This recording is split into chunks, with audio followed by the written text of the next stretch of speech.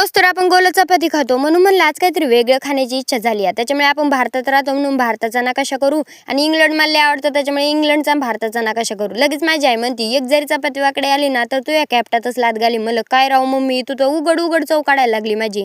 तर नमस्कार मित्रांनो, आज सकाळी सकाळी आपल्याला पुण्याला जायचं होतं म्हणून शेजारच्या काकूंच्या घरी गेलो होतो. तिथे गेल्यानंतर त्यांचा डॉन दारातच उभा असतो. मला पाहिलं की त्याच्या अंगात भूत शिरतं का काय काय माहिती, नुसतं भोबा भोबा करत असतं. मला लय वाळा केलं ना तर तुला या डिकीत घालूनच पुण्याला नेईन. आता या आपल्या कुकडी कॉलनीमधलं कृषी अधिकाऱ्यांचं ऑफिस आहे जिथं आपली मिनी बस येऊन थांबली होती. म्हणलं मिनी बस ही आमच्या दादाच्या खेळण्यातली बस आहे, यात मला कसं ॲडजस्ट करणार आहे.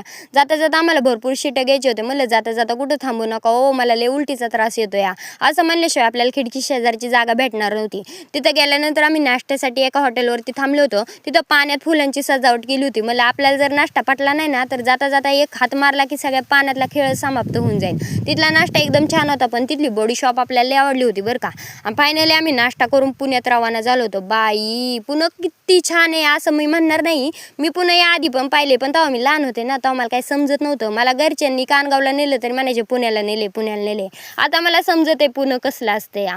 तिथं गेल्यानंतर एवढी गर्दी पाहून मला अटॅक याची बारी आली ना. म्हणलं आपला श्रीगोंदाच भारी बरं का. एवढ्या गर्दीत पण परकेपणा घेण्यापेक्षा आपल्या श्रीगोंद्यात एवढ्या कमी गर्दीत आपलेपणा भेटलेला कधी पण चांगला असते. आता तिथे जाण्याचं कारण एकच होतं, आपल्या शेतकऱ्यांचं जेवढं नुकसान झालं होतं किंवा शेतकऱ्यांबद्दल ज्या योजना आहेत ना, तिथं लाईव्ह पंतप्रधानजी मोदी यांची ना लाईव्ह बैठक होणार होती, ज्यात आम्हाला सहभागी केलं होतं. तिथं भरपूर असे प्रगतशील शेतकरी, कृषी सखी, जशी की मी गेले होते तिथं. माझं नशीब चांगलं होतं म्हणून मला आहे ना तिथं जाण्याचा चान्स भेटला होता. तिथं गेल्यानंतर आहे ना कुठंतरी कोपऱ्यात जागा भेटली. म्हणलं जाऊ दे मी कोपऱ्यात कुठेतरी ॲडजस्ट होते. तिथं गेल्यानंतर फक्त दिसलं पाहिजे. एवढी सगळी गर्दी होती ना, तिथं सगळे शेतकरी आणि सगळे कृषी सखी आल्या होत्या, जे नैसर्गिक शेती करून इथपर्यंत आले होते. मला खूप भारी वाटलं. खूप छान असा कार्यक्रम झाला होता. जेवण झाल्यानंतर खाणं पिणं कार्यक्रम सगळं काही व्यवस्थित होतं. 2 गुलाबजामुन होते, तिसरा घ्यायचा होता पण त्याच्यासाठी दुसरं ताट घ्यावं लागलं म्हणून मी घेतला नाही. मला जाऊ द्या कुठेतरी ॲडजस्ट करावं लागतं या. आता फायनली आमचा कार्यक्रम संपल्यानंतर आहे ना आम्हाला जायचं होतं थेऊरच्या गणपती बाप्पाचं दर्शन घेण्यासाठी.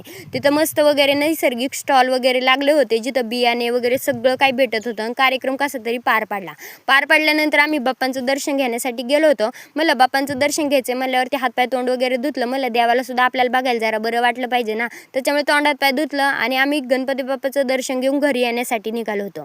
घरी येण्यासाठी निघाल्यानंतर आता पुण्याचा अनुभव सांगते जरा तुम्हाला.